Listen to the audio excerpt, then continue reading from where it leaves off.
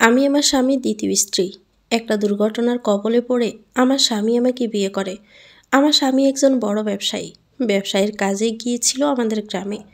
আমার ছোটোখাটো পরিবার। আমার বাবা একজন ইমানদার মানুষ, মসজিদের ইমাম। মা মারা যায় ছোটবেলায়। এরপর বাবা আমার দিকে তাকিয়ে আর বিয়ে করেনি। আমি পড়াশোনায় ভালোই ছিলাম। নিজের পুরো সময়টাই পড়ায় মন দেওয়ার চেষ্টা করতাম। আমার জীবনটাও ছিল বেশ রঙিনভাবেই কাটছিল। টাকা ছিল না, তবে সুখেরও কমতি ছিল না, শান্তির কমতি ছিল। বড় কোনো আশা ছিল না, তবে বাবার জন্য কিছু একটা করার ইচ্ছা সব সময় ছিল। আমার স্বামীর নাম আরাফ চৌধুরী। বয়স ৪৩ বছর। তখন তিনি আমাদের গ্রামে আসেন, তখন আমার বয়স ছিল ১৭ বছর। আমাদের গ্রামে বিশাল বড় বাংলো ওনার। উনি যতবারই গ্রামে আসতেন, আমার বাবা খাবার দিয়ে আসতেন। এতে অবশ্য তিনি আমার বাবাকে টাকা দিতেন। যে কয়বার উনি গ্রামে এসেছেন, সে কয়বার আমি ওনাকে কখনো মুখোমুখি দেখিনি। যেদিন আমার সাথে তার মুখোমুখি দেখা হয়, সেদিনই ওনার সাথে আমার বিয়ে হয়। ঘটনা আরও ৩ মাস আগের। উনি গ্রামে এসেছিলেন ব্যবসায়ের কাজে। বরাবরই গ্রামে আসলে রান্নার ভারটা আমার উপরেই পড়ে। যেদিন দেখি বাড়িতে অনেক ভালো মন্দ রান্না হচ্ছে, সেদিন বুঝতে পারি উনি এসেছেন। শেষবার যখন উনি এসেছিলেন, সেদিন রান্না করে বাবাকে ডাকতে গিয়ে দেখি তিনি শুয়ে আছেন। অবেলায় শুয়ে থাকতে দেখে বাবার কাছে গিয়ে লক্ষ্য করলাম বাবা ভীষণ জ্বরে কাতরাচ্ছে। আমার উপস্থিতি টের পেয়ে বাবা আমাকে বললেন, আয়শা মা, তুমি খাবারটা চৌধুরী সাহেবের জন্য নিয়ে যাও। আজকে আমার শরীরটা ভীষণ খারাপ লাগছে। বাহিরেও বৃষ্টি। গতরে একদম শক্তি নেই যে উঠে খাবার নিয়ে যাব। বাবা শারীরিক কষ্ট বুঝতে পেরে আমি এই বাদল বৃষ্টি ভেদ করে কচু পাতা মাথায় দিয়ে ওনার বাড়িতে যাই। বেলা তখন দুপুর ২টা। আমি যেতেই আরব চৌধুরী আমার দিকে তাকিয়ে জিজ্ঞেস করলেন, কী চাই, কেন এসেছো এখানে? আমি কিছুটা ভয়ে কাঁপতে কাঁপতে উত্তর দিলাম, আপনার জন্য খাবার নিয়ে এসেছি। বাবা ভীষণ অসুস্থ, তাই আসতে পারেননি। সেদিন এতটাই ভয়ার্ত ছিলাম যে ওনার মুখের দিকে তাকিয়ে কথা বলার মতো সাহস পাচ্ছিলাম না। শরীরটাও থরথর করে কাঁপছিল। আমাকে কাঁপতে দেখে তিনি হালকায় গলায় জিজ্ঞেস করলেন, কাঁপছো কেন? সামনে তো আর ভাগ ভাল্লুক বসে নেই। খাবার কি তুমি সবসময় রান্না করো? আমার ভয়ার্ত গলায় উত্তর আসলো, জি স্যার, আমি রান্না করি। তিনি বেশ স্বাভাবিক গলায় আমাকে বললেন, খাবারটা টেবিলের উপর রেখে চলে যাও। আর রাতে রান্নার প্যারা নিতে হবে না। রাতে আমি খাবো না। জি স্যার। আমি খাবারটা রেখে বাড়ি থেকে বের হলাম। কথোপকথনের সময় একটা বারও আমার ওনার চোখের দিকে তাকানোর সাহস হলো না। এমনকি দেখতে কেমন সেটাও আমি বলতে পারবো না। আমি বাড়ির গেটের সামনে আসতেই চারপাশ অন্ধকারে মেঘের গর্জন দিয়ে ছেয়ে যাচ্ছিল। ভয়ে আমি জড়সড় হয়ে গেটের কোণে দাঁড়িয়ে আছি। আকাশের দিকে তাকিয়ে লক্ষ্য করলাম চারপাশে মেঘেরা খেলা করছে। যখনই বাড়ি যাওয়ার জন্য পা বাড়ালাম, তখনই বৃষ্টির ঢল আকাশ থেকে নামতে শুরু করলো। আমি তাড়াহুড়ো করে গেট থেকে বের হয়ে রাস্তায় আসলাম। পুরো শরীর বৃষ্টির পানিতে ভিজে গেছে। আমি বের হতে পাড়ার মহসিনের সাথে আমার দেখা। মহসিন এই পাড়ার সবচেয়ে ইতর লোক। বাবার কাছ থেকে কয়েকটা টাকা ধার পায় সে। সে ধারের টাকা বাবার পরিশোধ করতে বিলম্ব হচ্ছে বলে আমাকে বিয়ে করার প্রস্তাব দেয় বাবাকে। বাবা অবশ্য এতে একদমই নারাজ, কারণ একজন বাবা তো আর জেনে শুনে একটা লম্পটের সাথে নিজের মেয়েকে তুলে দিতে পারেন না। তাই সবসময় সুযোগ খোঁজে আমার ক্ষতি করার। আমাকে বেজা অবস্থায় দেখে তার লালসার চোখ আমার উপর পড়ল। আমার হাতটা ধরে নোংরা ভাষায় বলতে লাগলো, কী রে, আমাকে বিয়ে করতে পারিস না, অথচ বেজা শরীর নিয়ে বুড়া বেটার সাথে শুইতে আসছিস? চরিত্রহীন মেয়ে, খালি বাড়ি থেকে এমনি বের হইছস? বুঝি না কি করে আইসস? তোরে আজকে হয় আমার সাথে বিয়ে দিবে, না হয় তোর নামে কলঙ্ক রটাবো। মহসিন এই কথাগুলো বলে আমাকে টানতে টানতে বাড়ির দিকে নিয়ে যাচ্ছে। আর লোক জড়ো করছিল। সব লোক সমাগম আমার বাড়ির সামনে। সবার হই হুল্লোড়। বাবার জ্বর শরীর নিয়ে বের হলো। মহসিন বাবাকে দেখেই বলে উঠল, মাইয়া বিয়ে দিতে সমস্যা, বাড়া খাটাইতে সমস্যা নেই, তাই না? বুড়ে বেটার কাছে মাইয়া পাঠাইছেন খুশি করে টাকা আনার জন্য। এরপর গ্রামের কিছু মানুষকে উদ্দেশ্য করে বলল, এই আয়সার বাপা একটা বন্ড হুজুর, নিজেই মামতি করে মাইয়ারা বাড়া খাটায়। এই বাদলা দিনে এই মাইয়া বাংলো থেকে বের হয়েছে। বাংলোতে একা শুধু আরব চৌধুরী থাকে, এটা সবারই জানা। বেজা শরীর নিয়ে লুকিয়ে বের হতে গিয়েই আমার হাতে ধরা পড়েছে। এটা তো সমাজের জন্য ক্ষতি। এই নষ্টা মেয়ের জন্য আর বন্ড হুজুরের জন্য তো সমাজ নষ্ট হইব। যদিও মাইয়া খারাপ, তবু এতদিন আয়সার বাপ আমাদের নামাজ পড়াইছে, সেই সুবাদে একটা সুযোগ দেওয়া যায়। আমি চাই আয়সারে বিয়ে করতে। এত দুর্নাম জেনেও বিয়ে করতে চাই, কারণ মাইয়ার মা নাই। অসহায় মাইয়া বিয়ে করলে স্বভাব আছে, আর বিয়ের পর ঠিকমতো টাইট দিলে চরিত্র ঠিক হইয়া যাইব। এখন আপনারা যা সিদ্ধান্ত নেন। গ্রামবাসী সবাই মহসিনের কথায় তাল মিলিয়ে বাবাকে সিসি করতে লাগলো। বাবা চোখ বেয়ে কান্না জড়ছে। ছোট একটা বিষয় এত বড় হয়ে যাবে কে জানত। কান্না গলায় বাবা বলল, দরকার হয় সমাজ সাইডে চলে যাবো, তবু আমার মেয়েরই লম্পটের হাতে তুলে দিব না। চৌধুরী সাহেব অনেক ভালো মানুষ, আমি ওনাকে কাছ থেকে চিনি। সে ভরসায় নিজের শরীর খারাপ ছিল বিদায় আয়শাকে দিয়ে খাবার পাঠিয়েছি। আমার মেয়ে কোনো নষ্টা না। একটা লম্পট ছেলের কথায় আমার মেয়েকে দয়া করে অপবাদ দিবেন না। মহসিনকে লম্পট বলায় মহসিন রেগে আমার বাবার কাছে তেড়ে গিয়ে বাবার গালে থাপ্পড় কষিয়ে দিয়ে বলল, নষ্টামিয়ে জন্ম দিয়ে নষ্টামি করে আমাকে লম্পট বানানো। গ্রামবাসীও বাবাকে মারার জন্য তেড়ে আসতে লাগলো। সত্যি বলতে সেখানে যারা উপস্থিত ছিল সবাই মহসিনের কথাই উঠছিল পড়ছিল। আমি বুঝতে পারছিলাম তাদের মহসিন আগে টাকা দিয়ে কিনে নিয়েছে, এ নাটক সাজিয়েছে। সুযোগের অপেক্ষায় থাকা মহসিন হুট করে সুযোগ পেয়ে আজকে যোগ বুঝে কোপ মারল। গ্রামবাসীকে এভাবে তেড়ে আসতে দেখে বাবা ভীষণভাবে ভেঙে পড়ে, দাঁড়ানো থেকে মাথায় হাত দিয়ে বসে পড়ে। আমি গ্রামবাসীকে চিৎকার করে বোঝানোর চেষ্টা করেও পারছিলাম না। পাশের বাড়ির মালতী চাষি আমার চুল ধরে বলতে লাগলো, নষ্ট একটা, তোর জন্য তো আমাদের মেয়েরা নষ্ট হবে। মহসিন যে তোকে বিয়ে করতে চাইছে শুক্রিয়া করে বিয়ে কর, না হয়তো বাপ বেটিকে চুল ন্যাড়া করে গ্রাম ছাড়া করব। পরিস্থিতি খারাপের দিকে মোড় নিল। বাবা বসে আর কোনো কথা বলতে পারছিল না। আমি নিজেও মাটিতে বসে চিৎকার করে কাঁদতে লাগলাম। হুট করে একটা কণ্ঠ সব কিছু নিস্তব্ধ করে দিল। পিছন থেকে আরাব চৌধুরী বজ্রকণ্ঠে বলে উঠলেন, সমস্যা আমাকে নিয়ে। মেয়েটা আমার বিছানায় গিয়েছে, তাহলে মহসিন কেন বিয়ে করবে ওকে? এত উদার মানুষ হলে তো সমস্যা যেহেতু আমাকে নিয়ে, তাহলে এই মেয়েকে আমিই বিয়ে করব। মেয়ের বাবা একজন সম্মানিত লোক, তার পিছনে আপনারা নামাজ পড়েন, সেই মানুষটাকে আপনারা অসম্মান করছেন, বিবিকে বিকিয়ে দিয়েছেন। আয়শার বাবাকে সবাই চেনেন, তিনি কতটা সৎ মানুষ, তারপরও আপনারা যা নয় তাই বলছেন। আর মেয়ের দোষের শাস্তি বাবাকে কেন দিচ্ছেন? দোষ যেহেতু মেয়ে করেছে আর আমি এতে জড়িত, আয়শাকে বিয়ে আমিই করব। আরব চৌধুরীর কথা শুনে সবারই মুখ বন্ধ হয়ে গেল। মহসিন বলে উঠল, এসব মুখে বলাই সম্ভব, বিয়ে করলে এখন এই মুহূর্তে করেন। আমি কাজী ডাকি, বড় লোকের মুখের কথার দাম নাই। আরব চৌধুরী মহসিনের কলার ধরে বলে উঠল, যাকে ডাকার ডাক, আমি এই মুহূর্তে আয়শাকে বিয়ে করব। আমি এক কথার মানুষ, আমার জবানও শক্ত। এরপর গ্রামবাসী তোপে পড়ে আমার বিয়েটা হলো। কিভাবে সবটা পাল্টে গেল আমি নিজেও বুঝলাম না। বাবা সেই যে মাথায় হাত দিয়ে মাটিতে বসেছিল আর কথা বলেনি। বিয়ের পরদিন বাবা কষ্ট সহ্য করতে না পেরে হার্ট অ্যাটাক করে মারা যান। সবার অপমান, এত সব কথা, নিজের মেয়ের এমন করে বিয়ে, এই সব কিছু বাবা সইতে পারেনি। বাবার মৃত্যুটা আমাকে একদম হতাশ করে দেয়। এই গ্রামের মানুষ আমার কাছে বিষের মতো লাগতে শুরু করে। আমি বাবার কবরের মাটি হাতে নিয়ে শুধু বলেছিলাম, তোমার এই অপমানের প্রতিদান যেন প্রতিটা মানুষকে আল্লাহ দেয়। বাবা, আমি চেষ্টা করব মাথা উঁচু করে বাঁচতে। যত কষ্ট হোক, যত সমস্যা হোক, আমি মাথা নোয়াবো না। সব সময় নিজের আত্মসম্মান বজায় রেখে উঁচু হয়ে বাঁচব। বাবাকে কবর দেওয়ার পর দিন আমি ঢাকায় আসি। এরই মধ্যে আমার স্বামীর সাথে আমার কোনো কথাই হয়নি। ঢাকায় আসার পর জানতে পারি আমি তার দ্বিতীয় স্ত্রী, আর সেখান থেকে আমার জীবনের গল্পের নতুন মোড় নিব। সেদিনে আরব চৌধুরী বাসায় আসি আমি। ওনার বাবা মা অনেক বছর আগেই গত হয়েছেন।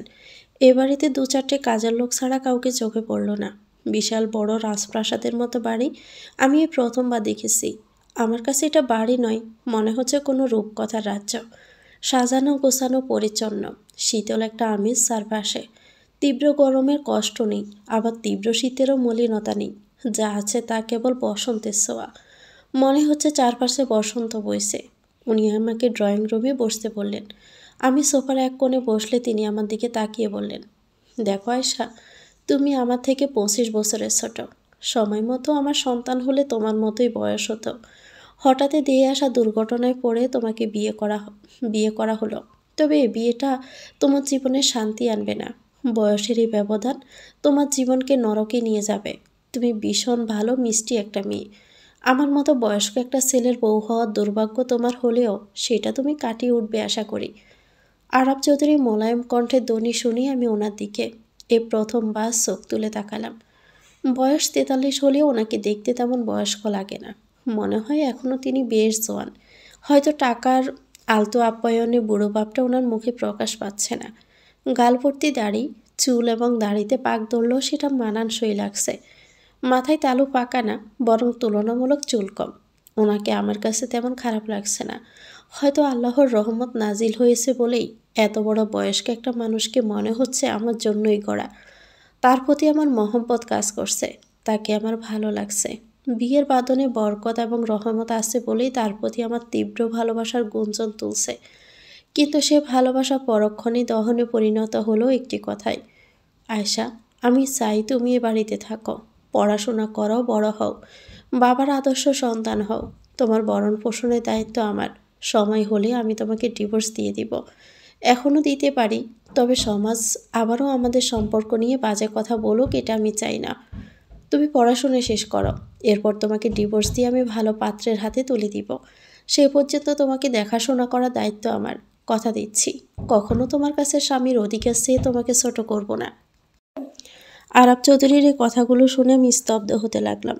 ওনাকে স্বামী হিসেবে মানতে আমার একদম কষ্ট হচ্ছে না, বরং আমি চাচ্ছি ওনার পরম আদরে, ওনার ছায়াতলে, ওনার সহধর্মিণী হয়ে থাকতে। কিন্তু ওনার মনে চলছে ভিন্ন অভিমত। ওনার কথার পৃষ্ঠে আমি আমার মত প্রকাশ করতে যাব, সেই মুহূর্তে তিনি আবারও বলে উঠলেন, আরেকটা গুরুত্বপূর্ণ কথা তোমাকে বলা হয়নি। তোমার আগেও আরেকটা বিয়ে হয়েছে এবং সেই স্ত্রী জীবিত। সে দেশের বাহিরে আছে। কবে ফিরবে আমি জানি না, তবে একটা অভিমানের রূপ আমাদের এই দূরত্ব। আমাদের বিয়ে 13 বছর চলে। আমার প্রথম স্ত্রীর নাম আঞ্জুমান। অসম্ভব সুন্দরী এবং গুণের অধিকারী একটা মেয়ে। আমার সকল ভালোবাসা তার জন্য জমে আছে। জানি না আমাদের কখনো মিল হবে কি না, তবে আমার পক্ষে তাকে ভোলা কোনো দিনও সম্ভব না। তার জন্য আজীবন অপেক্ষা করতে আমি পারি। আয়শা, তোমার বিপদের উদ্ধারকারী হয়ে এই বিয়েটা কেবল আমি করেছি তোমাকে সুন্দর একটা জীবন দেওয়ার জন্য, এর বাহিরে আর কিছু না। আমি লম্বা একটা নিঃশ্বাস টেনে তা ছাড়লাম। আমার বুকের দহন বাড়তে লাগলো। আমি আর কোনো বিয়ে চাই না। মেয়েদের জীবনে তো বিয়ে একটাই হয়। যে আমাকে সম্মান দিয়ে এত দূর এনেছে, এত নিরাপদ জীবন দিয়েছে, তাকে আমি কিভাবে ভালোবেসে না পারি। তবে আমার মনের কথা আমি মুখ ফুটে আর বলতে পারবো না। বলতে গেলেই যে আত্মসম্মানটা বিকিয়ে যাবে। যেখানে তিনি বলেই দিয়েছেন ওনার সকল ভালোবাসা আঞ্জুমানের জন্য, সেখানে আমার ভালোবাসা প্রকাশের বৃথা চেষ্টা না করাই শ্রেয়। আমি ঢোক গেলাম। বসন্তময় এ পরিবেশ ক্রমশই ভারী হতে শুরু করলো। চৈত্রের মতো খরা পড়া আমার মনটা চৌচির হতে লাগলো। গগন ভিতারি হাহাকার আমাকে যেন আলিঙ্গন করতে লাগলো। বেহালার করুণ সুর চারদিকে বাজতে লাগলো। চাপা কান্না আমার বুকে এসে বাসা বাঁধতে লাগলো। সব কিছুর ঊর্ধ্বে গিয়ে নিজেকে সামলে ওনাকে জিজ্ঞেস করলাম, আপনার প্রথম স্ত্রীর খোঁজ কি 13 বছরে পাননি? যোগাযোগ হয়নি? তিনি আপনার মতোই একা আছেন, নাকি তিনি বিয়ে করেছেন, নতুন সংসার করছেন? 13 বছর তো কম সময় না। কথাগুলো বলে ওনার দিকে তাকালাম। মলিনতা ওনাকে গ্রাস করেছে। চোখে মুখে বেদনার ছাপ ফুটে উঠেছে। অস্থিরতা তার কপালের ভাঁজে স্পষ্ট। ভারী গলায় উত্তর দিল, সবাই তো বলে মারা গিয়েছে। ছোট একটা ঝগড়া হয়েছিল আমাদের। ঝগড়ার কারণটাও এত বড় ছিল না। তার জন্মদিনে একটা সাদা গোলাপ আনতে বলেছিল, আমি সেটা আনতে বলে গেছিলাম। বিয়ের পর প্রথম জন্মদিন ছিল। একটু জেদি স্বভাবে ছিল ও। ফুল আনিনি বিষয়টা সে মানতে পারেনি। রাত 12টায় ঝগড়া করে বাসা থেকে বের হয়ে যায়। আমি আটকাবার অনেক চেষ্টা করি, বাবা মাও চেষ্টা করে, তবে তার জেদের কাছে সব কিছু হার মানে। ভেবেছিলাম তার বাড়ি চলে গেছে, সকালে গিয়ে নিয়ে আসবো, তাই আর বেশিক্ষণ বাধা দেইনি, কারণ রাগের মধ্যে যে কী করে বসে সেই ভয়ে। এরপর তিনি লম্বা নিঃশ্বাস নিলেন। বিষাদের আর্তনাদ তার চোখে লাল হয়ে দেখা দিয়েছে। কেবল সেটা অশ্রু হয়ে ঝরে পড়ছে না। কিছুক্ষণ থেমে পুনরায় বললেন, ফোনে শতবার কল দিয়েছি, ফোন বন্ধ ছিল। সকাল পর্যন্ত আর অপেক্ষা করিনি। রাতে ছুটে যায় আঞ্জুমানের বাসায়, কিন্তু সেখানে গিয়ে জানতে পারি আঞ্জুমান সেখানে যায়নি। এরপর অনেক খোঁজ করেছি, সম্ভাব্য সকল জায়গায় তাকে খুঁজেছি, পুলিশ ডায়েরি করেছি, তবে তাকে খুঁজে পাইনি। তার পরিবার আমার বিরুদ্ধে মিথ্যে মামলাও দিয়েছে। অবশ্য এটাও জেদ করে মেয়ে হারানোর শোক করেছিল। আমি জেলে থেকেছি 3 দিন। 3 দিন পর আঞ্জুমান তার বাবা মাকে চিঠি দিয়ে জানায় সে দেশের বাহিরে আছে, আমার সাথে আর সংসার করতে চায় না। আঞ্জুমানের চিঠি পেয়ে মামলা তুলে নেওয়া হয়, আমাকে মুক্তি দেওয়া হয়। তবে কোন দেশে গেছে, কোথায় আছে কেউ কিছু জানায়নি। তার পরিবারও বিষয়টি গোপন করেছে নাকি আদৌ জানে না আমি জানি না। এই যুগে চিঠি দিয়ে সংবাদ দিয়েছে বিষয়টি বেশ এলোমেলো লেগেছিল। তার পরিবারকে দীর্ঘ 4 বছর নজরে রেখেছি, কিন্তু আশানুরূপ কোনো ফল পাইনি। এরপর কেটে গেল 13 বছর। এর মধ্যে আর দেখা পাইনি, খোঁজ পাইনি। বিশ্বাস করি লাশ যেহেতু পাইনি তার মানে সে বেঁচে আছে। বিশ্বাসে মেলায় বসতো, তর্কে বহুদূর। আমি সে বিশ্বাসের জোরেই আজ দীর্ঘ 13টা বছর তার জন্য অপেক্ষা করেছি। আরও 1300 বছর অপেক্ষা করতে পারবো। আরাব চৌধুরীর কথা শুনে এতটুকু উপলব্ধি হচ্ছে, আঞ্জুমান হয় মারা গেছে, না হয় অন্য তার সংসার করছে, সুখে শান্তিতে আছে। তবে এই মানুষটার মনে গেঁথে যাওয়া ভালোবাসা এখনও তাজা হয়ে আছে। আমাকে এই আঞ্জুমানের জায়গাটা দখল করতে হবে। তার মনে নিজের ভালোবাসা এমনভাবে গাঁথতে হবে যেন তিনি সব কিছু ভুলে আমাকেই ভালোবাসে। তবে আমার মনের এই কথা গোপন থাকবে। অভিসারে তার মন জয়ের চেষ্টা চলবে। আমি আবারও তার দিকে তাকালাম। লাল চোখগুলো আরও লাল হলো, গলা খাকিয়ে নিজেকে স্বাভাবিক করলো। এরপর আমাকে বলল, তোমার যা লাগবে তুমি নির্দ্বিধায় আমার কাছে চাইবে, আমি সব দিব। আমি কেবল বিড়বিড় করে বললাম, আপনার মন লাগবে। তিনি আমার বিড়বিড় শুনে আবারও জিজ্ঞেস করলেন, কি বললে? আমি কিছু বলতে যাব, ঠিক তখনই কারো উপস্থিতি টের পেলাম। সাথে সাথেই যেন পরিবেশটা বদলে গেল। চুলগুলো খাটো, গাঢ় অবধি কাটা, গায়ের গড়ন মাঝারি, গায়ের রং ফর্সা, পরনে একটা জিন্স আর টপস পরা। বেশ পরিপাটি হয়ে সাজা একজন মহিলা, সাথে 2জন বাচ্চা মেয়ে এসেছে। আমার তো প্রথমে বুকটা ধক করে উঠেছিল। ভেবেছিলাম বাংলা সিনেমার মতো আমার আগমনের বার্তায় আঞ্জুমানের আগমন ঘটল। আরাব চৌধুরীর মুখের এক্সপ্রেশন হুট করে বদলে যাওয়ায় এমন ভাবতে বাধ্য হয়েছি। কিছুই যেন বুঝে উঠতে পারছি না। মনের ভিতর দহনে দাব দেওয়া বাড়তে লাগলো। বুঝে ওঠার আগেই মহিলাটা বলে উঠলেন, কেমন আছো তুমি আরাব? অনেক বছর আমাদের যোগাযোগ নেই, তোমাকে খুব মিস করেছি। দেশের বাইরে চলে যাওয়ার পর ব্যস্ততায় আর কারোর সাথে যোগাযোগ করার সুযোগ হয়নি। এরপর দেখো আমার ভাগ্য, আমার মোবাইলটাও হারিয়ে গেছে, যার ফলে দেশের সব কাছের মানুষগুলোর নাম্বারও চলে যায়। খুব চেষ্টা করেছি তোমার সাথে যোগাযোগ করার, কিন্তু বাচ্চা হওয়ার তাদের লালন পালন নিয়ে এতটা বছর পার করে ফেললাম, আর যোগাযোগ হলো না। মহিলাটার কথা শুনে আমার বুকটা আরও বেশি কাঁপতে লাগলো। সব কিছুই আঞ্জুমানের সাথে মিলে যাচ্ছে। বুকের কাঁপুনিতে শরীরের লোমও কাটা দিয়ে উঠেছে। মনে হচ্ছে বুঝি দমটা বন্ধ হয়ে যাবে। কপালে বিন্দু বিন্দু ঘাম অভিসারে বসে আছে। বিষাদের সাগরে ডুবে যেতে নিব এমন সময় আরাব চৌধুরী বলে উঠলেন, আরে সুইটি না, তোর খোঁজ খবর নেওয়ার ভীষণ চেষ্টা করেছিলাম। একটা মাত্র বেস্ট ফ্রেন্ড ছিলি তুই। তোর ইমেইলে কত মেল করেছি। বাহ, 2 বাচ্চার মাও হয়ে গেলি। তা দেশে কবে আসলি? আরাব চৌধুরীর কথা শুনে আমার ভেতরটায় স্বস্তি নেমে আসলো। স্বস্তির নিঃশ্বাস টেনে ছাড়লাম। বুঝতে পারলাম মহিলাটার নাম সুইটি, আর উনি আরাব চৌধুরীর এক সময়কার বান্ধবী। আমার ভিতরটা শীতল লাগছে, শরীরও এখন হালকা লাগছে। আরাব চৌধুরীর কথার পৃষ্ঠে সুইটি বলে উঠল, আর বলল না, সব বলে গিয়ে বসেছিলাম, তাই নতুন ফোন নিয়ে সব কিছু নতুন করে শুরু করতে হয়েছে। তোমার খোঁজ নেওয়ার চেষ্টা করেও তোমার নাম্বার জোগাড় করতে পারিনি। এসেছি গতকাল, এসেই তোমার খোঁজ নিতে চলে আসলাম। গতকাল এসেছিলাম জানতে পারি তুমি গ্রামে গিয়েছ। আজকে খবর পেলাম তুমি ফিরেছ, তাই আর দেরি না করে চলে আসলাম। তা তোমার সব কিছু কেমন যাচ্ছে? আরব চৌধুরী স্বাভাবিক গলায় উত্তর দিল, চলছে কোনো রকম। তুই কি মেয়েদের নিয়ে দাঁড়িয়েই কথা বলবি, নাকি এক জায়গায় স্থির হয়ে বসবি? আর কি খাবি বল? বাচ্চারা কি খাবে? আমি বাইরে থেকে অর্ডার করছি। সুইটি হেসে একপাশে সোফায় বসলো, বাচ্চাদেরও বসালো। 2টো পটফুটে যমজ বাচ্চা, বয়স আনুমানিক 15 বছর হবে। মেয়েগুলো বেশ চুপচাপ, একদম মায়ের বিপরীত। মার মেয়ের উপস্থিতি মনে হচ্ছে সাগরের শান্ত ঢেউ আর জলোচ্ছ্বাস একসাথে বসে আছে। সুইটি আরও একটু হেসে বলল, দূর বেটা, বাহির থেকে অর্ডার করে খাবো কেন? বাবির হাতে রান্না খাবো, বাবি যা রান্না করবে তাই খাবো। ভাবি শব্দটা শুনে আমার বুকে আবারও ব্যথা হতে লাগলো। যতবারই আমি আরাব চৌধুরীর সাথে কাউকে মেলাচ্ছি, ততবারই আমার ভীষণ কষ্ট পাচ্ছি। আবারও আগুনের লাভা যেন বুকে এসে জ্বলুনি দিচ্ছে। পরক্ষণে সেটা বরফের স্পর্শ পেয়ে যেন শীতল হয়ে গেল। কারণ সুইটি গড় গড় করে বলতে লাগলো, আমি খুব খুশি হয়েছি তুমি আবার বিয়ে করেছ। আমি তো দেশে এসে তোমার এই কাহিনী শুনে একদম হতবাক হয়ে গিয়েছিলাম। আঞ্জুমানের বিষয়টা আমাকে ভীষণ অবাক করেছিল, কিন্তু কাল রাতে জানতে পারলাম তুমি গ্রামে আবার বিয়ে করেছ।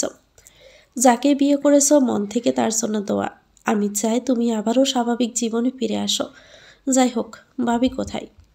সুইটির কথা শুনে আমার বুকে ভালোবাসার কম্পন উঠতে লাগলো। এত অল্প সময়ে কারো প্রতি এত দুর্বলতা আসতে পারে, সেটা নিজেকে না দেখলে বুঝতে পারতাম না। সুইটির কথায় পাল্টা জবাবে আরব চৌধুরী বলে উঠল, সুইটি, যা শুনেছিস ভুল শুনেছিস, এমন কিছুই না। একটা মেয়ে বিপদে পড়ছিল, আমি তার ভাত কাপড় যাবতীয় খরচের দায়িত্ব নিয়েছি। এটাই বিয়ে বলে রটেছে। এরপর আমার দিকে আঙ্গুল দিয়ে ইশারা করে বলল, ওই যে মেয়েটা বসে আছে, মেয়েটার নাম আয়শা। ওর বাবা মারা গিয়েছে, তাই ওর সমস্ত খরচের দায়িত্ব আমি নিয়েছি। বিয়েটিয়ে কিছু না, এত বাচ্চা মেয়েকে কি আবার বউ হবে নাকি? আর তা বাদে আঞ্জুমানের জন্য আমি এখনও অপেক্ষা করছি। আঞ্জুমান হয়তো হুট করে তোর মতো ফিরে আসবে। তুই এত বছর পর ফিরে এসেছিস, সেও আসবে। আশার আলোটা আরও বেড়ে গেল। আর আয়শা আজকেই এ বাসায় আসলো। আয়শার হাতের রান্নাও ভালো, তবে এই মুহূর্তে সে রান্না করার মতো অবস্থায় নাই। তুই কী খাবি বল, আমি অর্ডার করে দিচ্ছি। সুইটি আমার দিকে বড় বড় চোখ করে তাকালো। বেশ কিছুক্ষণ আমাকে পরখ করলো। বিড়বিড় করে কিছু একটা মনে মনে বলল। তারপর আবার আরব চৌধুরীর দিকে তাকিয়ে বলল, খাবো না আপাতত কিছুই। আজকে আমি উঠলাম, আবার পরে দেখা হবে। মেয়েদের নিয়ে বাসায় যাই আপাতত, তারপর একা এসে আড্ডা দিয়ে সব কিছু শুনবো। তোমার বিয়ের সংবাদ শুনে মেয়েদের কোথাও রেখে আসার সুযোগ না পেয়ে নিয়েই চলে এসেছি। বেশি কিছুক্ষণ আড্ডা দিলে ওরা বোর হবে। আরব চৌধুরী হালকা হেসে পকেট থেকে 2 বান্ডেল টাকা দুটো মেয়ের হাতে দিয়ে বলল, মামুনিরা, এটা মামার পক্ষ থেকে তোমাদের জন্য গিফট। তোমাদের নাম কি বলো? শান্তস্বরে দুটি মেয়ে উত্তর দিল, আয়রা আর টায়রা। টাকাগুলো মেয়েরা নিতে ইতস্ত করলেও সুইটির ইশারা তারা শেষ অবধি স্বাভাবিকভাবেই নিল। এরপর সুইটি মেয়ে দুটোকে নিয়ে বাসা থেকে বের হলো। তাদের কথোপকথনে আমি এটা বুঝতে পারলাম, আরব চৌধুরীর মনে আমার জন্য বিন্দুমাত্র ভালোবাসা নেই। যা আছে তা কেবলই দয়া। সুইটি যাওয়ার পর আমি তাকে জিজ্ঞেস করলাম, আমি তো আপনার স্ত্রী হই, তাহলে আপনার ফ্রেন্ডকে কেন সেটা খোলাসা করে বললেন না? কাগজে পত্রে আল্লাহর দরবারে আমি তো আপনার স্ত্রী। আরব চৌধুরী আমার দিকে তাকিয়ে নমনীয় গলায় উত্তর দিল, আমি তোমাকে স্ত্রী বলে পরিচয় দিয়ে তোমাকে অসম্মান করতে চাই না। সবাই ভাববে আমি তোমাকে টাকা দিয়ে কিনে এনে বিয়ে করেছি। টাকার গরমে কষি একটা মেয়েকে বিয়ে করেছি, আর তোমাকে সবাই জাজ করবে লোভী হিসাবে। ভাববে টাকার লোভে তুমি আমাকে বিয়ে করেছ। কি দরকার সমাজের বাহিরে গিয়ে একটা অসম সম্পর্ককে স্থাপন করার? আর আমাদের তো প্রেমের বিয়ে না, দুর্ঘটনার কবলে পড়ে বিয়ে। এই বিয়ে তো তোমারও মত ছিল না, শুধু গ্রামের টক্সিক মানুষের তোপে পড়ে বিয়ে হয়েছে। তাই এই বিয়েটাকে প্রতিষ্ঠিত না করাই ভালো। যাই হোক, অনেকটা সময় পার হয়ে গেছে। আমি সোনিয়াকে বলছি তোমার ঘরটা দেখিয়ে দেওয়ার জন্য। সেই ঘরের আলমারিতে তোমার জন্য কাপড় রাখা আছে, পরে নিও। আসার সময় রাস্তায় বসে সব কিছু জোগাড় করেছি তোমার জন্য। আন্দাজে সাইজ বলে কাপড়গুলো আনা। ফিট হয় কিনা দেখে নিও। আর খাবারে কী খাবে বলো, সোনিয়া সেটা মানিয়ে দিবে। আরব চৌধুরীর নমনীয় গলায় আমি আবারও বলে গেলাম। আমার প্রতি তার এই দায়িত্ব আমাকে আবারও তার প্রতি দুর্বল করতে লাগলো। আসার আগে আমার জন্য সব কিছু গুছিয়ে নেওয়ার ব্যাপারটা আমাকে আরও মুগ্ধ করলো। আবার বসন্ত বইতে লাগলো চারপাশে। আমি সোনিয়ার সাথে আমার রুমে গেলাম। সেখানে আলমিরা থেকে একটা কাপড় বের করলাম।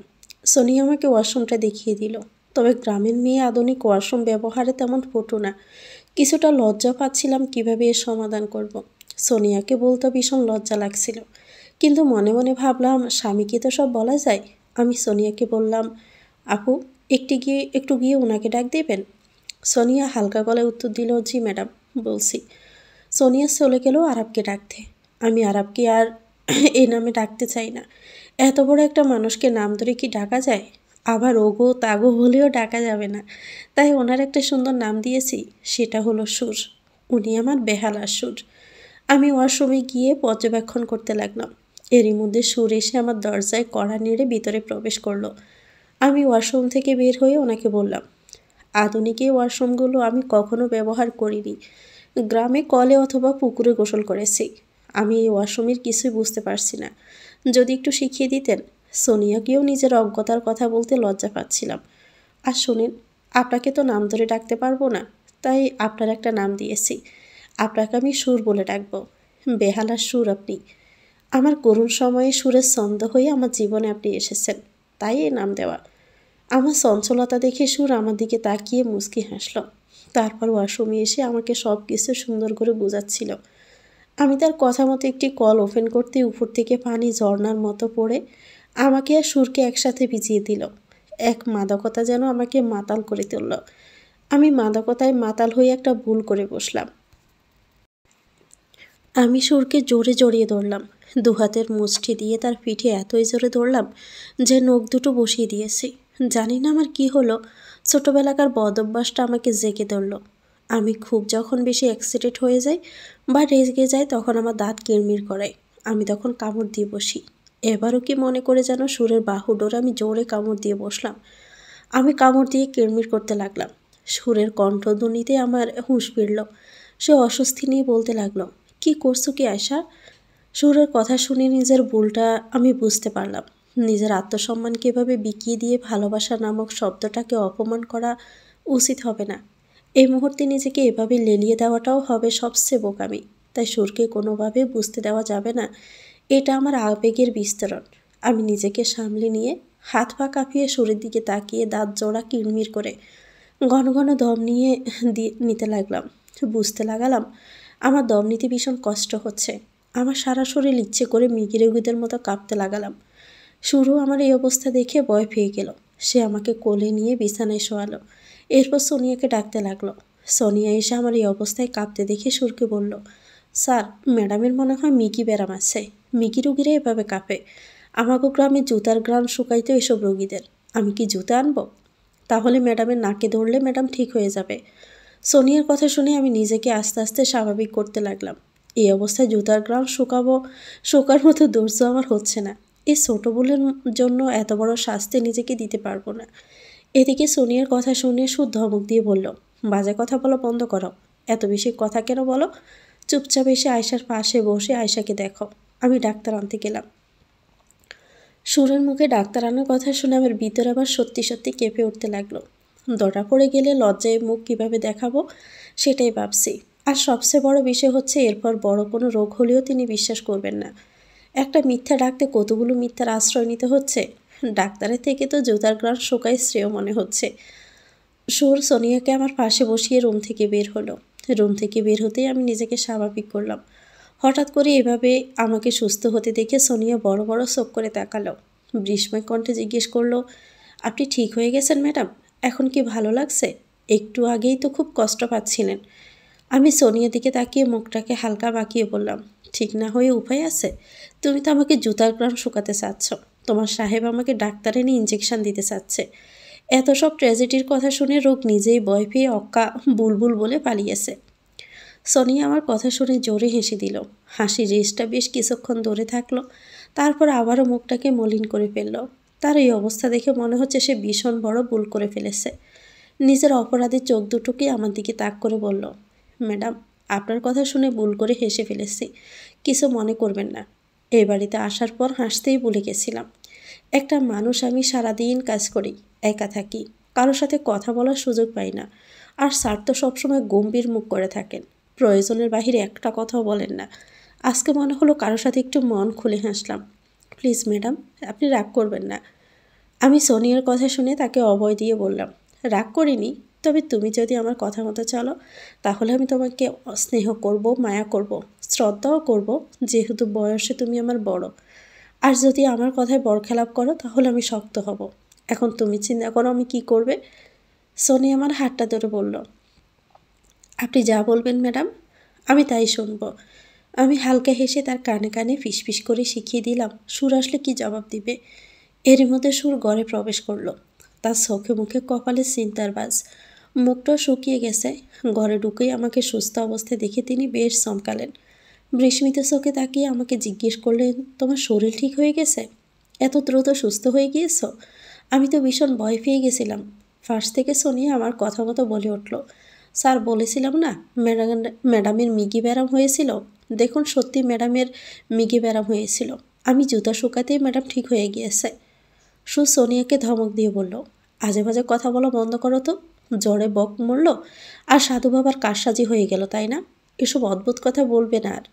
আমি সুরের কথা কেড়ে নিয়ে বললাম, আরে আপনি শুধু শুধু তাকে বকছেন। সত্যি জুতা শুকানোর পর আমি সুস্থ হয়ে যাই। এগুলো অনেক পুরনো টুটকা, গ্রামের মানুষ এগুলো ভীষণ মানে, আর কাজেও দেয়। সুর আমার দিকে তাকালো, কপালটার আগে ভাঁজ হয়ে আছে, তবে কণ্ঠে নমনীয়তা।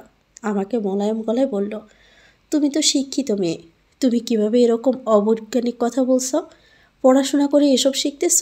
গ্রামে অনেক কুসংস্কার বিশ্বাস করে, আর এগুলো তারা মানেও, কারণ গ্রামের বেশিরভাগ মানুষ অশিক্ষিত। তারা বোঝে না কোনটা ঠিক কোনটা ভুল। সোনিয়া না হয় তেমন শিক্ষিত না, তাই বুঝেনি। তুমি কিভাবে শিক্ষিত হয়ে এমন কথা বলছো? সুস্থ হয়েছ হুট করে, ঠিক হয়ে গিয়েছ? আলহামদুলিল্লাহ ভালো, তবে তোমার মধ্যে অসুস্থতা আছে। সুতরাং সন্ধ্যার পর ডক্টর দেখাতে নিয়ে যাব।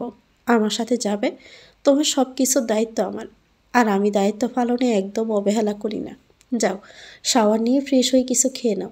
আমি তোমাকে নতুন করে আবার কলেজে ভর্তির ব্যবস্থা করে দিব কিছুদিনের মধ্যে। এরপর সোনিয়ার দিকে তাকিয়ে বলল, আর তুমি কখনো আয়শার সামনে এসব উদ্ভট কথা বলবে না। এখন গিয়ে রান্না করে খাবার রান্না করো। কথাগুলো বলে তিনি বের হয়ে গেলেন। সোনিয়া মন খারাপ করে নিচের দিকে তাকিয়ে আছে। আমি সোনিয়ার মাথায় হাত দিয়ে বললাম, হে সোনিয়া, মন খারাপ করে তুমি অক্কা বুলবুল হয়ে যাচ্ছ নাকি? সোনিয়া আমার কথা শুনে জোরে হেসে দিয়ে বলল, না ম্যাডাম, মন খারাপ করিনি। আপনি থাকলে মন খারাপ করে থাকা যাবে নাকি? উঠি, রান্না করতে যাই। আপনি ফ্রেশ হন, না হয় স্যার রাগ করবে। সোনিয়া চলে গেল। আমি বিছানা থেকে উঠে শাওয়ারে গেলাম।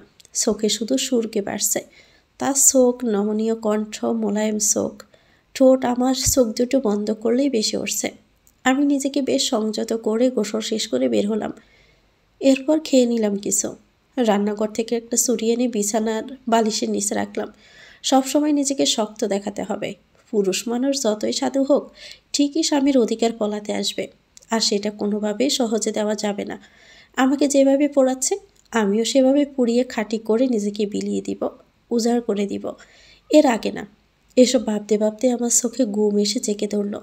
কখন যে ঘুমিয়ে গেলাম টেরই পাইনি। একটি মোলায়েম হাতের স্পর্শে আমার ঘুম ভাঙতে লাগলো। কপালে শীতলতা অনুভব করলাম। চোখ দুটো টেনে টেনে তাকিয়ে দেখলাম সুর আমার পাশে বসা। তাকে বসে থাকতে দেখে মনে হচ্ছে সে এখন আমার কাছে স্ত্রীর অধিকার চাইবে, কিন্তু আমি তো তা হতে দিব না। তাই জট করে বালিশের নিচে থেকে ছুরিটা বের করে তার দিকে তাক করে বললাম, একদম আমার কাছে আসার চেষ্টা করবেন না, করলে খুন করে দিব। আমি বেশ সিরিয়াস মুড নিলাম চোখে মুখে।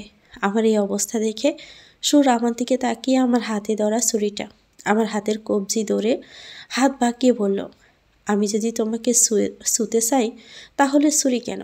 রামদা নিয়ে বসলেও শুতে পারবো। বাংলা নাটক বেশি দেখা হয় তাই না? তাই বাংলা নাটকের মতো কাহিনী করতেছ। আমাকে এসব ভয় দেখিয়ে লাভ নাই, এটা বাস্তবতা।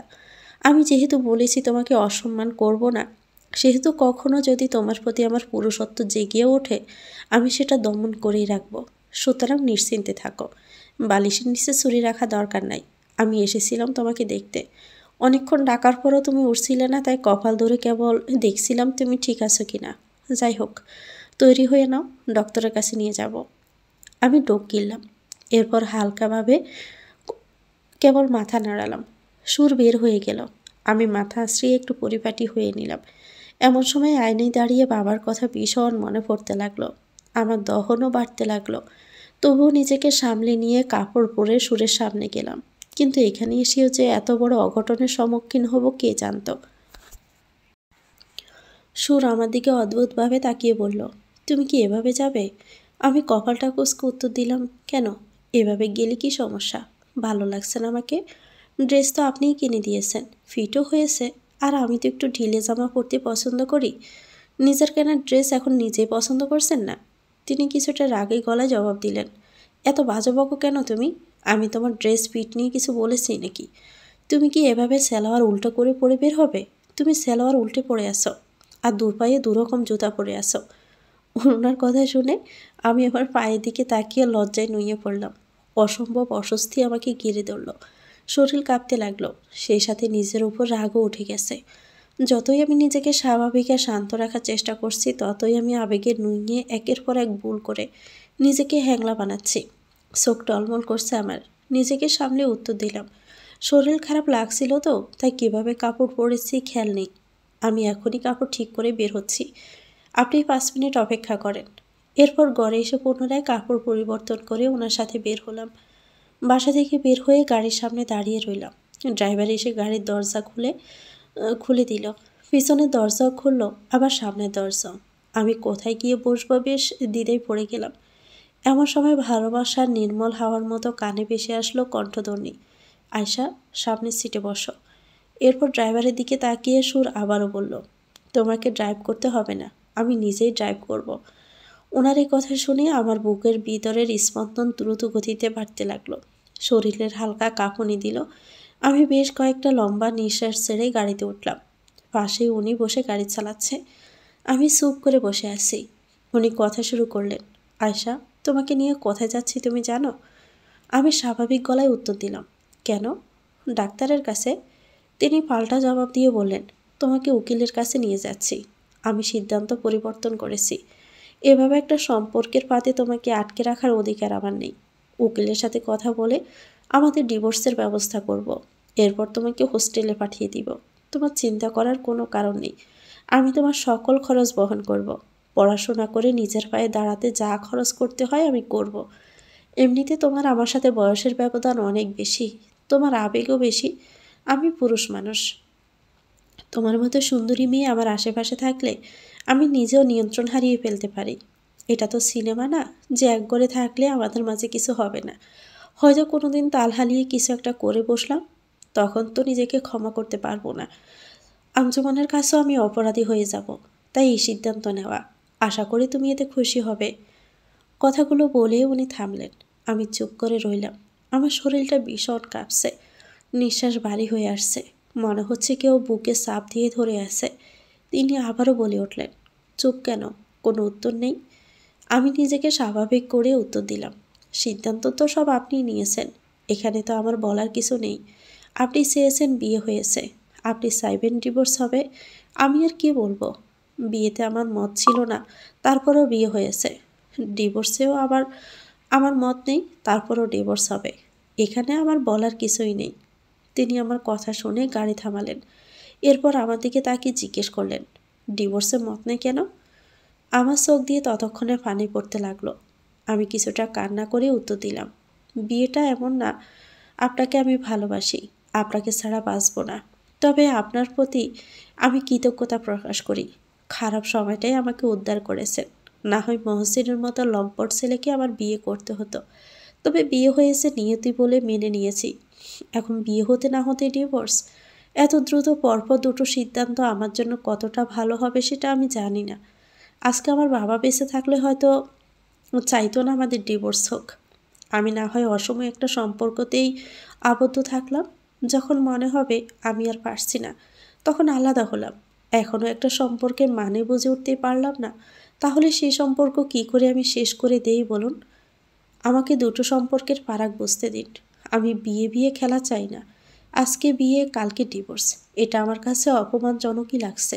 সিদ্ধান্ত নিতে হলে উভয় পক্ষের পরামর্শ নিতে হয়। আর সবচেয়ে বড় বিষয়, আমি হোস্টেলে গিয়ে কি করব? কতটা নিরাপদে থাকবো বলুন? আমি বলছি না আপনাকে আমি ভালোবাসি, তবে আমি এই সম্পর্কের জন্য একটু সময় চাই। আমরা একটা চেষ্টা করতেই পারি। যদি দেখি আমাদের মাঝে সব কিছু সুন্দর করে এগোচ্ছে, তাহলে আমরা সম্পর্কটাকে এগিয়ে নিব। আর যদি দেখি সব কিছুতে একটা বাধা দিচ্ছে আমাদের সম্পর্কে, তাহলে না হয় সম্পর্কের বেড়াজাল থেকে আমরা বের হলাম। আপাতত নিজেদের মধ্যে দূরত্ব বজায় রেখে চলি, এটাই ভালো নয় কি? আমার কথা শুনে তিনি আমার দিকে তাকিয়ে বললেন, আয়শা, তুমি আমার 2-3 দিনের আমাকে চেনো, পুরো আমিটাকে তুমি চেনো না। আমার জীবন অন্ধকার অধ্যায়ের সাথে জড়িত। তুমি যতটা ভালো মানুষ আমাকে মনে করেছ, আমি ঠিক ততটাই কঠিন এবং খারাপ। যে সম্পর্ক আজকে তুমি জিইয়ে রাখতে চাচ্ছ, এই সম্পর্কটাই তুমি পরশু ভাঙতে চাইবে। তবে তখন আমি তোমায় মুক্তি দিব না। এখন তোমাকে দুটো অপশন আমি দিব। এক, তুমি কি আমার সাথে নামে মাত্রই সম্পর্কে থাকতে চাও, নাকি চাও না? 2, যদি থাকতে চাও, তাহলে পরবর্তীতে কোনো সিদ্ধান্ত নিলে আমার মতের বিরুদ্ধে তুমি কোনো সিদ্ধান্ত নিতে পারবে না। আমি ওনার কথার জবাবে বলে উঠলাম, আমি আপনার সাথে দূরত্ব বজায় রেখে এ নামে মাত্র সম্পর্কে নিরাপত্তার জন্য থাকতে চাচ্ছি আপাতত। পরে যদি মনে হয় আপনার সাথে আমি থাকতে পারবো না, তাহলে আপনার সম্মতি নিয়েই আমরা একটা সিদ্ধান্ত নিব। আর আমাদের কেবল সম্পর্ক নামেই থাকবে স্বামী স্ত্রী, কেউ কারো কাছে অধিকার চাইব না। আপনি আপনার সবচেয়ে ভালোবাসার মানুষটাকে পেতে যা করা লাগে করুন। যদি কখনো সে ফিরে আসে, তাকে নিয়ে বাকি জীবন পার করবেন। আমার এতে কোনো আপত্তি থাকবে না, আমি নিজ থেকেই সরে যাব। আমার কথা শুনে তিনি উত্তর দিলেন, তুমি এখন তোমার ওয়াদায় বাঁধা। আমি তোমাকে একটা সুযোগ দিয়েছিলাম, তুমি সেটা কাজে লাগাতে পারোনি। এই সম্পর্কের বেড়াজাল কতটা নির্মম ভয়ঙ্কর সেটা তুমি বুঝতে পারবে। আর আঞ্জুমান কখনো ফিরে আসবে না। আমি ওনার কথা শুনে বিস্মিত হয়ে জিজ্ঞেস করলাম, আঞ্জুমান কেন ফিরে আসবে না? কারণ মৃত মানুষ কখনো ফিরে আসে না। বিস্ময় নিয়ে পুনরায় জিজ্ঞেস করলাম, কিন্তু আপনি তো বললেন সে জীবিত, দেশের বাহিরে আছে। আমার কথার প্রেক্ষিতে তিনি উত্তর দিল, যাকে আমি নিজের হাতে খুন করেছি সে কি করে জীবিত হয়? তাকে আমি সবার কাছে জীবিত প্রমাণ করে রেখেছি, যাতে করে আমার উপর কারো সন্দেহ না আসে। দীর্ঘ 13 বছর সে মৃত জেনেও আমি অপেক্ষা করছি তার জন্য। এটা কেবল একটা নাটক। আমি বললাম না, তুমি আমার উপরটা দেখে গলে গিয়েছ, ভেতরটা চেনোনি। ওনার কথা শুনে আমার বুক ধড়ফড় করতে লাগলো। আমি আর নিঃশ্বাস নিতে পারছি না, চোখ মুখ অন্ধকার হয়ে যাচ্ছে। আমি কেবল দেখছি উনি আমার দিকে তাকিয়ে বিশ্রীভাবে হাসছে। এরপর আমার হুঁশ ফিরল কারো হাতের স্পর্শে আর পানির চাপটায়। আমি চোখ দুটো টেনে তাকানোর চেষ্টা করলাম। চোখ খুলতে ভীষণ কষ্ট হচ্ছিল, তবুও সেটা উপেক্ষা করে চোখ খুললাম। লক্ষ্য করলাম আমি মেঝেতে পড়ে আছি। উনি আর সোনিয়া আমার পাশে বসা। আমি ভয়ে ভয়ে ওনার দিকে তাকাতে উনি বলতে লাগলেন, কাপড় পাল্টাতে এসে জ্ঞান হারিয়ে ফেললে কিভাবে? কোনো কিছুতে কি আঘাত পেয়েছ? আমি অবাক চোখে আরবের দিকে তাকালাম। সুর নামটায় অনেক আবেগ মিশ্রিত। এ নামটা এখন আর আসছে না আমার মুখে। আমার শরীর কাঁপতে লাগলো। কাঁপা গলায় জিজ্ঞেস করলাম, আমি এখানে কি করে আসলাম? আমি আর আপনি তো বাহিরে ছিলাম, আমরা তো উকিলের কাছে যাচ্ছিলাম। আমার কথা শুনে আরব আমার দিকে বিস্ময় নিয়ে তাকালো। তাকে দেখে মনে হচ্ছে আমি যা বলছি সেটা সম্পর্কে সে অবগত না। ফার্স্ট থেকে সোনিয়া বলে উঠল, ম্যাডাম আপনি তো বাসা থেকে বেরই হননি, এখানে এসেছিলেন কাপড় আর জুতা পরিবর্তন করতে। অনেকটা সময় পার হয়ে যাওয়ায় আমাকে স্যার ডাকতে পাঠায়। এসে দেখি আপনি মেঝেতে পড়ে আছেন। এরপর আমি স্যারকে ডাক দিলে তিনি এসে আপনাকে চোখে মুখে পানে চাপটা দেয়। আপনি ঠিক আছেন তো? সানিয়ার কথা শুনে আমি বুঝতে পারলাম আমি কাপড় পরিবর্তন করতে এসে জ্ঞান হারিয়ে ফেলেছি। এরপর বাকি যা হয়েছে তা আমার অবচেতন মনের ভাবনা। কিন্তু অবচেতন ভাবনাও যে এতটা সত্যির মতো কি করে হলো? ট্র্যাজেডিক লাগছে বিষয়টাকে অনেক। সোনিয়াকে আরাব বলল, ম্যাডামের জন্য গ্লুকোজ বানিয়ে নিয়ে এসো, ওর প্রেশার অনেক লো। সোনিয়া চলে গেল গ্লুকোজ বানাতে। আরাব মেঝেতেই আমার পাশে বসে আছে। আমাকে কোলে তুলে বিছানায় শোয়ালো। আমার দিকে তাকিয়ে বলল, জ্ঞান ফেরার সময় তুমি খুব অস্থির ছিলে, আঞ্জুমানের নামটা বারবার মুখে নিচ্ছিলে। কি হয়েছিল তোমার? এখন ঠিক আছো? আমি নিজের ভিতরে এত চাপ রাখতে পারলাম না। গা গোলাচ্ছিল প্রচুর। আমি একদমই কিছুক্ষণ আগে আমার কল্পনায় ঘটে যাওয়া বিষয়টা বলে উঠলাম। আমার কথা শুনে আরাবের চোখে মুখে ভয়ের ছাপ ফুটে উঠল। সে আমার দিকে তাকিয়ে আমাকে ধরে আবারও বলল, সত্যি কি তুমি এমন কিছু দেখেছ? এটা কি করে সম্ভব? হুবহু একই রকম বর্ণনা? আমি আরাবের কথা শুনে আরও বিচলিত হলাম। বিচলিত কণ্ঠে জিজ্ঞেস করলাম, একই রকম বর্ণনা মানে? এরপর আবার গভীর একটা নিঃশ্বাস ফেলে বলল, সোনিয়া এ বাসায় অনেক দিন যাবৎ আছে। সে কখনো এমন কিছু দেখেনি বা এমন কিছুর সম্মুখীন হয়নি। তবে সবচেয়ে বেশি অবাক করা বিষয় হচ্ছে, আমার বাসায় আমার যত অল্প বয়সী মেয়ে আত্মীয় স্বজন যার সাথে আমার বিবাহ জায়েজ এবং সুন্দরী, তারা যদি কোনো দরকারে আমার বাসায় এসে থেকেছে, সেদিন রাতে তারা এমন স্বপ্ন দেখে দড়পড় করে উঠেছে। সবার কাছে স্বপ্নের মোটিভ সেম ছিল, আমাকে খুনি বানানো। এই স্বপ্নে তুমি এতটা বিষয় স্কিপ করে গিয়েছ, সেটা হলো আমার আর তোমার বিবাহিত সিন, যেটা বাস্তবে অলরেডি ঘটে গিয়েছে। কিন্তু বাকি মেয়েদের স্বপ্ন শুরু হতো আমার সাথে বিয়ের সিন দিয়ে। এরপর আমি তাদেরকে উকিলের কাছে নিয়ে গিয়ে ডিভোর্স দিতে চাইতাম, আর তারা চাইতো না। এরপর আমি তাদের দুটো শর্ত দিতাম, তারা সেটা মেনে নিত। এরপর আমি বলতাম আমি আঞ্জুমানকে খুন করেছি। এটা কি করে সম্ভব? একই রকম স্বপ্ন সবাই দেখছে। আমার আত্মীয় স্বজন কম, আসার মধ্যে আমার ফুফাতো বোন আর খালাতো বোন এসেছিল এই বাসায়। তারা এসে একদিন করে থেকে এসব বলেই চলে যায়। আমার ধারণা ছিল আঞ্জুমানের হঠাৎ চলে যাওয়া নিয়ে তারা ভীষণ ভাবিয়েছে, তাই তারা এমন স্বপ্ন দেখেছে। আর হয়তো প্রথমজন স্বপ্নটা দেখার পর অন্যজনকে বলেছে, তাই অন্যজনও সেটা দেখেছে। কিন্তু তুমি তো একজন আলাদা মানুষ, তাদের সাথে কানেকশনও নেই। বিষয়টি এতদিন আমি মাথায় নিইনি। এখন মনে হচ্ছে এখানে অবশ্যই কোনো কিন্তু রয়েছে। এ বাসায় আসলে কি সবার মানসিক ডিসঅর্ডার হয় কিনা জানি না। যাই হোক, যা দেখেছো এটা তোমার একটা কল্পনা, মতিভ্রম। বিষয়টিকে গভীরভাবে চিন্তা করে নিজের উপর প্রেশার নিও না। তুমি শিক্ষিত প্লাস ধার্মিক মেয়ে, দোয়া দুরুদ পড়তে থাকো সবসময়। আর ডাক্তারের কাছে যাওয়ার কষ্ট করতে হবে না, ডাক্তার নিজেই এসে তোমাকে দেখে যাবে। এরই মধ্যে সোনিয়া আমার জন্য গ্লুকোজ বানিয়ে নিয়ে আসলো। সোনিয়া আসতে আরাব আমার পাশ থেকে উঠে সোনিয়াকে বলল, ম্যাডামকে গ্লুকোজ খাইয়ে ওর জন্য দুটো ডিম সিদ্ধ করে খাইয়ে দিও। ম্যাডামের সকল দায়িত্ব আজ থেকে তোমার। রান্নার জন্য নতুন বাবুর্চি আমি নিয়োগ দেব, সবসময় ম্যাডামের পাশে থাকবে। সোনিয়া মাথা জাগালো। আরাব রুম থেকে বের হয়ে গেল। আমি সোনিয়ার দিকে তাকিয়ে জিজ্ঞেস করলাম, একটা সত্যি কথা বলবে? সোনিয়া চোখে চোখ দিয়ে সম্মতি দিল। আমি তাকে জিজ্ঞেস করলাম, তুমি এ বাসায় এসেছো কত বছর হলো? সোনিয়া নম্র গলায় উত্তর দিল, 9 বছর হবে। আমার বয়স তখন 13 বছর, তখন এসেছিলাম। তখন কি আমার শ্বশুর শাশুড়ি ছিলেন? হ্যাঁ ছিলেন, তারাই আমাকে নিয়ে এসেছিলেন। এরপর ওনারা দুজনেই কোভিডে মারা যায়। আরাব চৌধুরী কেমন? খুব কড়া? সোনিয়া 13 বছর আঞ্জুমান নিখোঁজ। এমনও তো হতে পারে তোমার সাহেব সে মেয়েকে খুন করেছে। সোনিয়া আমার কথা শুনিয়ে হাসতে লাগলো। সোনিয়ার হাসি দেখে আমি কিছুটা বিরক্ত হয়ে বললাম, সোনিয়া হাসির কি আছে এখানে? তুমি আমাকে বোকার মতো কেন হাসছো? আমি তোমাকে সিরিয়াস হয়ে জিজ্ঞেস করছি। সোনিয়া হাসির রেশ কেটে বলল, ম্যাডাম, স্যার তেলাপোকা দেখে ভয় পায়। স্যারের সামনে কারো হাত কাটলে স্যার ভয় পায়, রক্ত সহ্য করতে পারে না।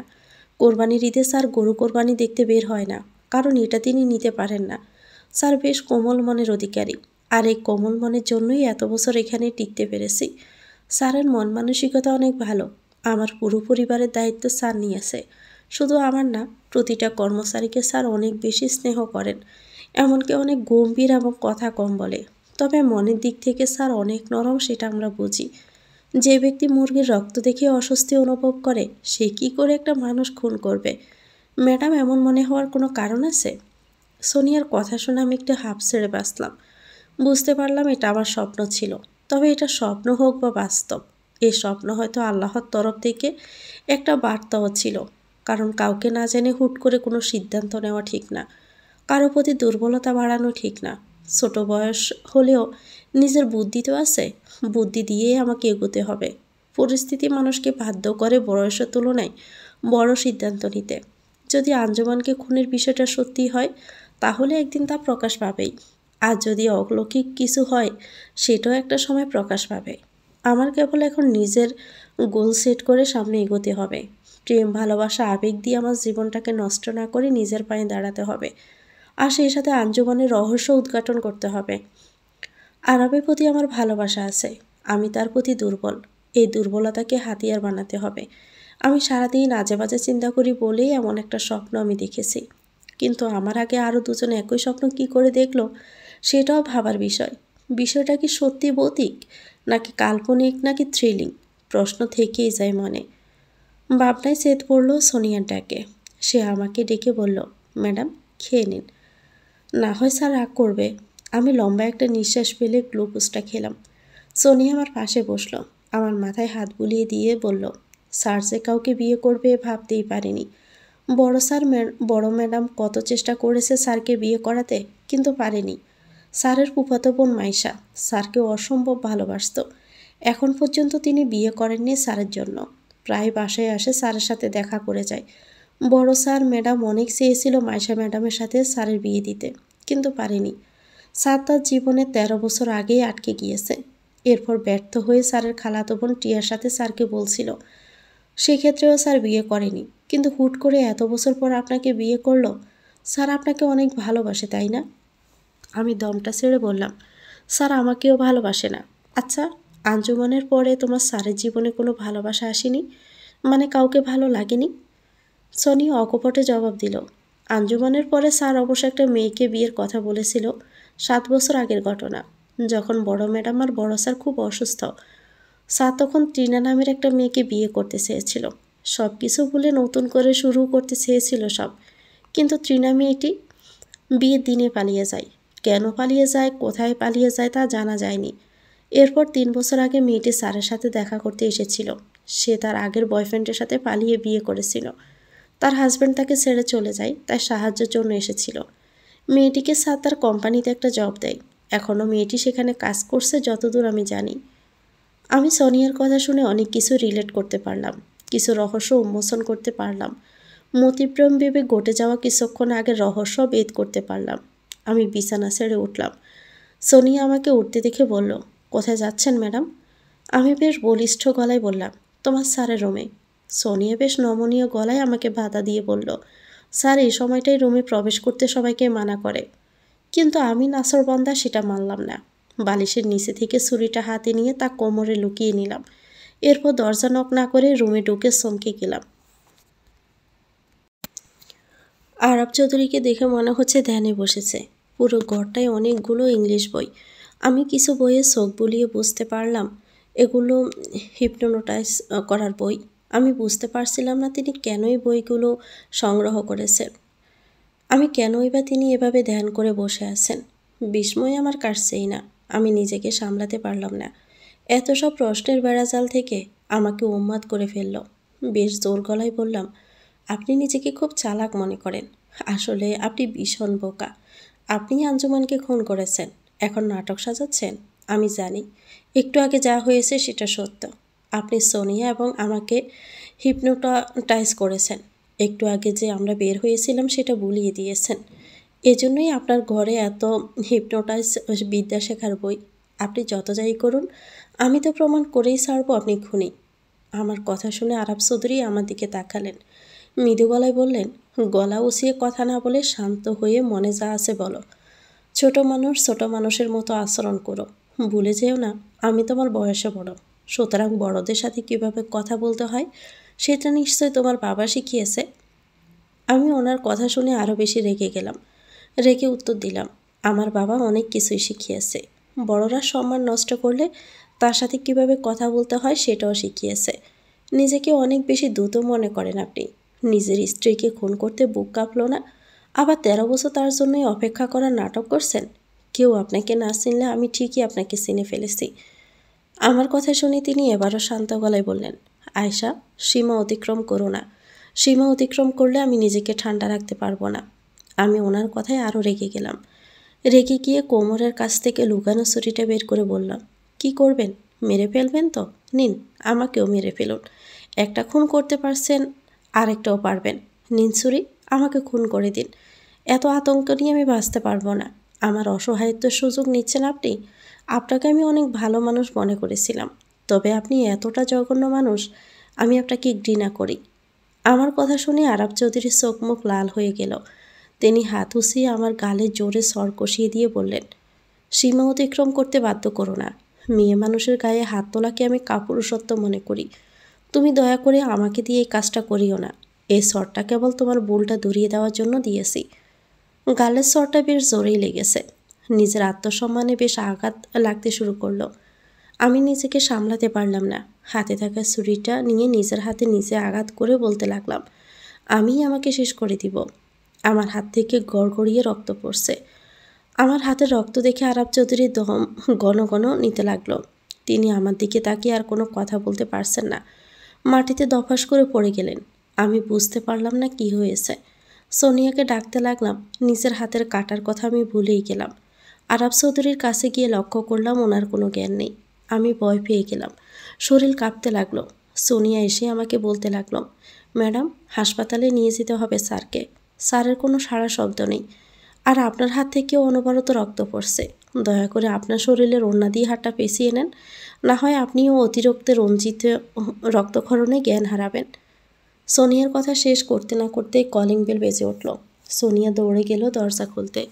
দরজা খুলে সোনিয়া শান্তির একটা নিঃশ্বাস নিল। আরব আমার জন্য যে ডক্টরকে আসতে বলেছিল তিনি এসেছেন। ডক্টর তৈয়ব ওনার নাম। উনি আরবের ফ্যামিলি ডক্টরও বলা চলে। চেম্বার শেষ করে এ বাসায় চলে এসেছেন। তৈয়ব সাহেবকে দেখে সোনিয়া দ্রুত ঘরে এসে আরবকে দেখতে বলল। তৈয়ব সাহেব ঘরে ঢুকে আমার হাতের রক্ত আর আরবকে পড়ে থাকতে দেখে বলতে লাগলেন, আরব রক্ত দেখে হুঁশ হারিয়েছে। তিনি রক্ত সহ্য করতে পারেন না। এটা ওনার একটা মানসিক রোগ। কোনোরূপ রক্ত দেখলে উনি সেটা স্বাভাবিকভাবে নিতে পারেন না, অসুস্থ হয়ে যান। তিনি আরাবকে ধরে বিছানায় উঠালেন কষ্ট করে। এরপর দারোয়ানকে দিয়ে প্রয়োজনীয় ইঞ্জেকশন আর মেডিসিন আরাবের দেহে প্রুশ করলেন। এদিকে তিনি একই সাথে আমার হাতেও সেলাই করে দিলেন।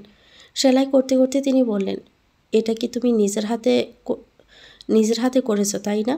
এটাতে কিন্তু পুলিশ কেস হয়ে যেত। কোনো প্রাইভেট হাসপাতালে তোমার এই হাতে চিকিৎসা করতো না, স্টিচ করতো না। সরকারি হাসপাতালে গেলেও পুলিশ কেস করে স্টিচ করতে বলতো। আমি আরাবের পরিচিত বলে এত সব ঝামেলার মধ্যে ফেললাম না। তোমার শরীর থেকে অনেক রক্তক্ষরণ হয়েছে। কিছুদিন ভালো মন্দ খেয়ে নিবে, আর আরাবের কিছুক্ষণের মধ্যেই জ্ঞান ফিরবে। আমি আর কোনো কথা বললাম না, চুপ করে বসে রইলাম। মনে মনে ভাবতে লাগলাম, যে মানুষটা সামান্য রক্ত সহ্য করতে পারে না, সেই মানুষটা কী করে একটা মানুষকে খুন করবে? আমি সত্যি বাড়াবাড়ি করে ফেলেছি, যেটা একদম উচিত হয়নি। আমি নিজের মধ্যে অনুশোচনায় পড়তে লাগলাম। আরাবের পাশে বসে রইলাম, তার জ্ঞান ফেরার অপেক্ষা করতে লাগলাম। তৈয়ব সাহেব চলে গেছেন। সোনিয়া আমার জন্য খাবার বানাতে গিয়েছে। আমি তিতির পাখির মতো আরাবের দিকে তাকিয়ে আছি। আরাবের চোখ কাঁপতে লাগলো। সে মিটমিট করে তাকালো। তার জ্ঞান ফিরাতে আমার চোখ দিয়ে অনর্গল পানি পড়তে লাগলো। আমি কিছু বলার আগেই তিনি বলে উঠলেন, তুমি ঠিক আছো? তোমার হাত? আমি অপরাধী সুরে উত্তর দিলাম, ডাক্তার আমার হাত ব্যান্ডেজ করে দিয়ে গেছে। হালকা কেটেছে, তবে আমি যা করেছি তার জন্য আমি অনুতপ্ত। আমি এত প্রেশার নিতে পারছি না। সব কিছু আমার এলোমেলো লাগছে। আমাকে আপনি মাফ করবেন। আরাব আমার হাতটা ধরে উঠে বসলো। এরপর নম্র গলায় বলল, আয়শা, তুমি সবে এসেছো, কয়েকটা দিনও পার হয়নি, এর মধ্যেই তুমি কতগুলো অকাজ করলে। এগুলো ঠিক হয়েছে বলো? তোমাকে আমি তোমার ভালোর জন্য বিয়ে করেছি। তোমার গায়ে হাত তোলার বিন্দুমাত্র ইচ্ছে আমার ছিল না। আমি তারপরও তোমার গায়ে হাত তুলেছি তোমার অবাধ্যতার জন্য। বয়স কম, তুমি উত্তেজিত বেশি হয়ে যাচ্ছ। তোমার কিছু জানার থাকলে সেটা নম্র গলায় আমাকে বলতেই পারো। আমি সত্যিটাই বলবো।